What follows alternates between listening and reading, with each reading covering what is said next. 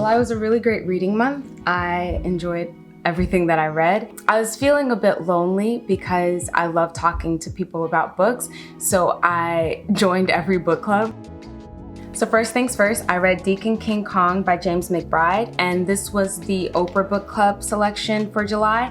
And I was really excited when I saw that because I don't think I've participated in any of the Oprah Book Club choices like as they were happening, because I've just never been on time for any of the Oprah Book Club choices. So this was really fun, and I thoroughly enjoyed this read. It was so funny in the beginning, and I laughed out loud like on every page.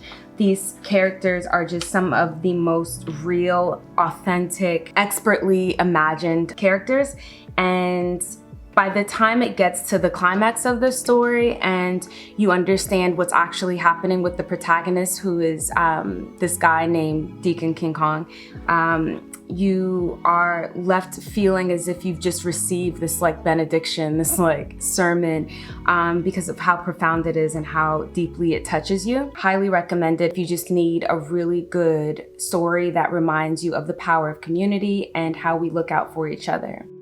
And I was really excited to join 2 read-alongs this month. One was Chintu, and that was with the Read Soul Lit Gang, which was incredible. We talked about it on Goodreads, and then there was a live discussion with Didi, Tati, and Michael. And then a huge surprise from the author herself, Jennifer Nantubuga Mukumbi. This book was absolutely incredible. This was a reread for me, and I took so much away from it the second time around. And it's the story of this patriarch. His name is Chintu, and the curse that plagues the rest of his descendants up until like the 2000s. It starts in the 1700s and it goes into the 2000s. I remember the first time that I read it, how blown away I was with just the relationship between that which is traditional and that which is modern. And reading it a second time, like I asked so many different questions as I was following along with these characters, and it really just opened up a space inside of me to really understand just how society changes on the bigger scale, but also just what it does at the individual level as we're all in conflict with, you know, sticking to our roots and then also trying to move into this new world, and just contemplating the nature of progress, the nature of moving forward, and what we take with us. And then the other read-along that I joined was for the Octavia E. Butler Slow read-along. This was my first time reading Kindred. This was so unexpected. I had no idea that I was going to be contemplating love and abuse in the way that I did in this story. It's the story of a 26-year-old named Dana, and she ends up teleported or transported through time whenever the son of the slave owner is at the brink of death, and his fear of death calls her back to the 1800s. She is just your regular 1970s Black woman, and she's then in the antebellum South and having to deal with the limits on her own freedom. And the way the character contemplates every relationship she has and understanding all the characters and the way that she gives voice to them is like, it's the reason Octavia Butler stands alone. She is such a master of really getting into like the human psyche and letting you know, like, these are the decisions that we're making, or, you know, this is how human nature works, and expanding our understanding of who we are as human beings.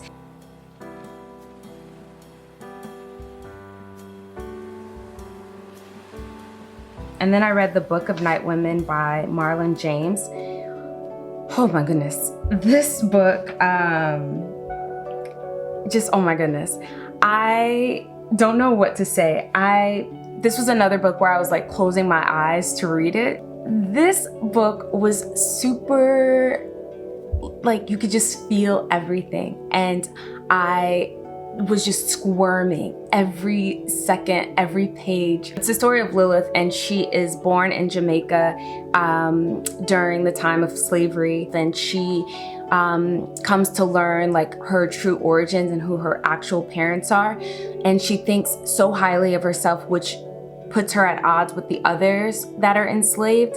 And but there's something about her, like there's a darkness and a womanness about her that one of the other characters latches onto, and she invites her into this group of night women who are planning this revolt and planning to take their freedom into their own hands.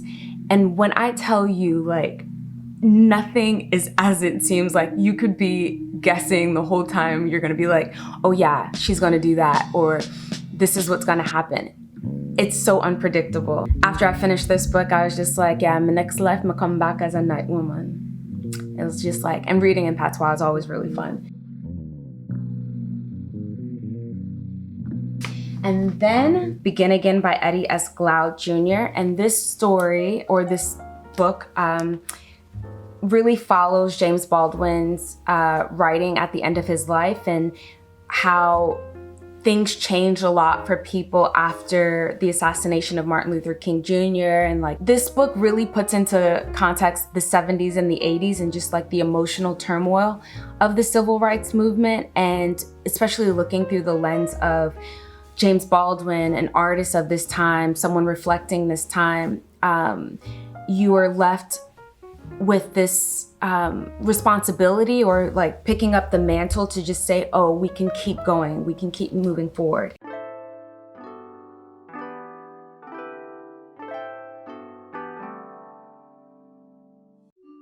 So this book talks a lot about the lie that we're all participating in, and how James Baldwin, a lot of his work really wanted us to bear witness to the truth that actually exists, and for us to step out of constantly reinforcing or justifying the mask that we put on to serve what's no longer serving us. And I love the way that he contextualizes the story, and how it's so much about us stepping up to the plate, telling the truth, witnessing the truth, and doing the work of this honest, mask off living. And a lot of this book is really about how James Baldwin survived his despair, and how he stepped out of it and had the courage to begin again. So this is a really beautiful book, especially to read right now when we're all contemplating, you know, the things that we're learning and unlearning about our American society and our global society for that matter, and how much of the lie we're willing to let go of, and really step into a truth together. So that was my July. Tell me how your July went and what you're going to be reading this month in August. I hope everyone's summer is going swimmingly. I've been struggling with this feeling of just wanting to be anywhere but here. Obviously, we're all dealing with the impacts of the coronavirus and our lockdowns and quarantines. So while I'm still struggling with this semi-lockdown, work has picked back up for me. So I'm back to creating and editing and flexing my creative muscles in new ways. I am dreaming of being on somebody's beach. I really miss the world. I miss outside. And I hope that everyone is safe and well wherever you are.